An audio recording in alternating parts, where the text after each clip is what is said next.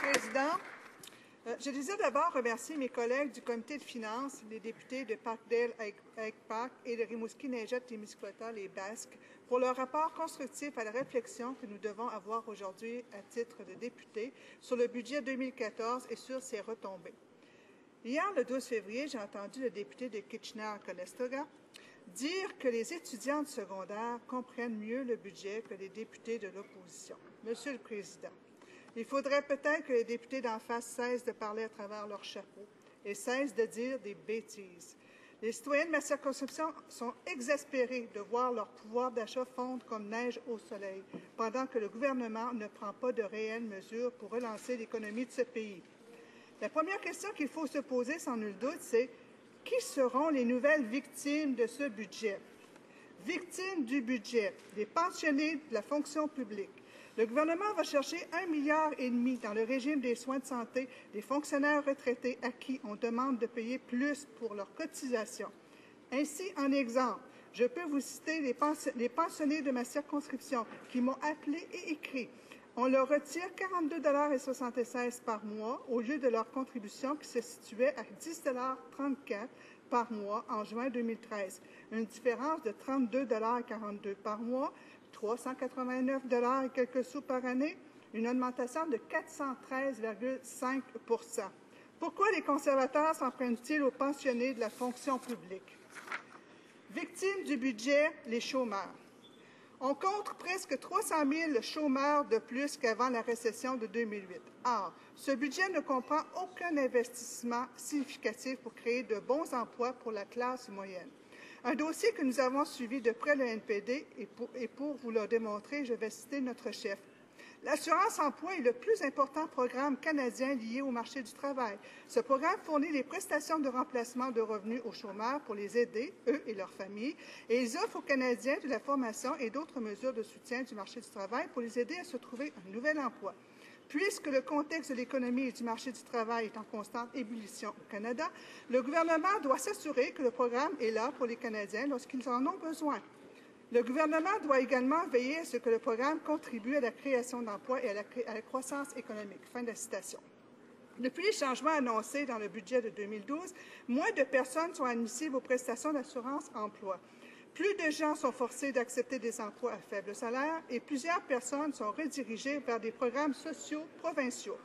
Sous les conservateurs, l'accès aux prestations d'assurance-emploi a atteint son niveau le plus bas. Moins de 4 personnes sans travail sur 10 sont admissibles aux prestations.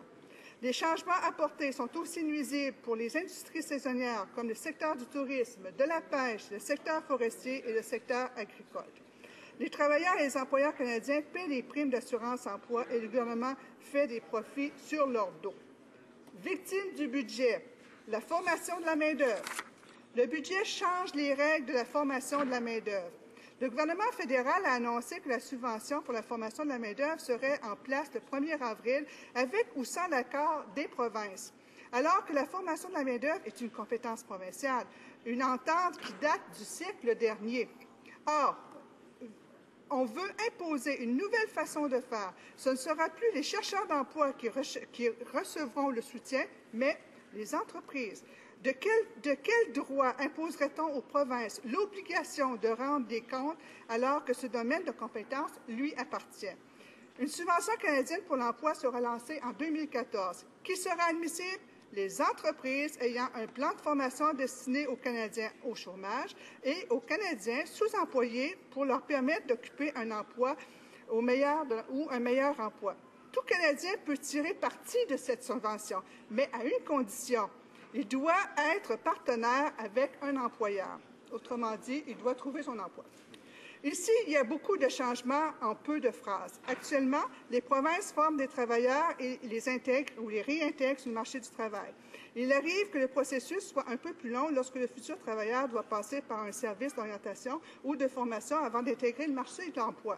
Par exemple, un travailleur de 55 ans qui perd son emploi après la fermeture de son entreprise, il sera possible de le placer dans un emploi si son emploi est en demande, comme la plomberie, mais si c'est difficile qu'il va vers un autre domaine et que c'est sous-employé, à ce moment-là, il devra être formé à un autre métier, donc un cheminement un peu plus long.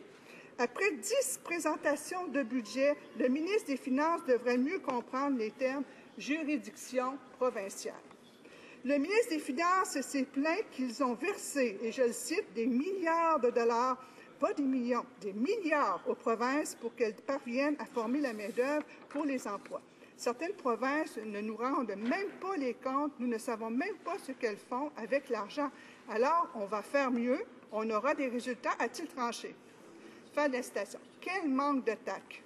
Je me permettrai de renseigner le ministre sur ce que fait ma province en formation de la main-d'œuvre. En premier lieu, je dirais qu'il existe tout un processus où les employeurs, le patronat, les syndicats, le secteur de l'éducation sont impliqués. Tous travaillent pour permettre l'intégration de potentiels travailleurs sur le marché du travail. Des cibles sont mises de l'avant pour l'intégration des personnes handicapées, des jeunes, des personnes immigrantes et des femmes. Si j'ajoute les travailleurs et travailleuses âgés qui doivent retrouver un emploi et des services aux entreprises. Si le ministre veut vraiment savoir ce qui se passe au niveau de la formation de la main-d'œuvre dans les provinces, je lui suggère fortement de consulter Internet et de chercher à l'onglet Google les mots « Emploi Québec » ou « Emploi Ontario ». Il n'y a pas une entreprise privée aussi transparente. On y retrouve le plan d'action régional, les orientations et les stratégies pour faire face aux enjeux et atteindre les résultats. Victimes de ce budget, les familles. Je vais parler ici du fractionnement des revenus pour les familles. Avec la personne en charge de moins de 18 ans, on se rappelle que c'était l'une des provinces des conservateurs aux dernières élections. Le fractionnement du revenu désigne le fait pour les conjoints de pouvoir répartir entre eux le total de leur revenu familial imposable de façon à réduire l'impôt familial à payer.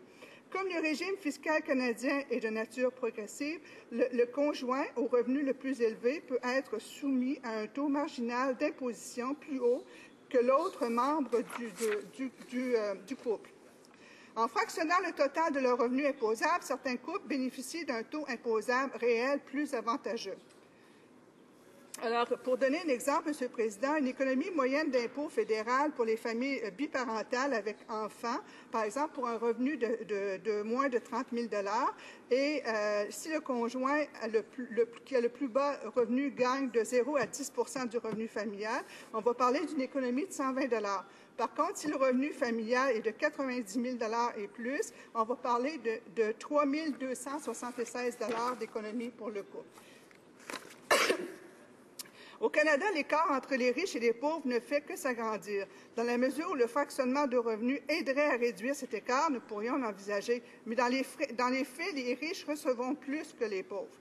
L'Institut C.D. Hall a avancé que 85 des foyers, particulièrement les parents seuls, ne bénéficieraient aucunement de cette formule.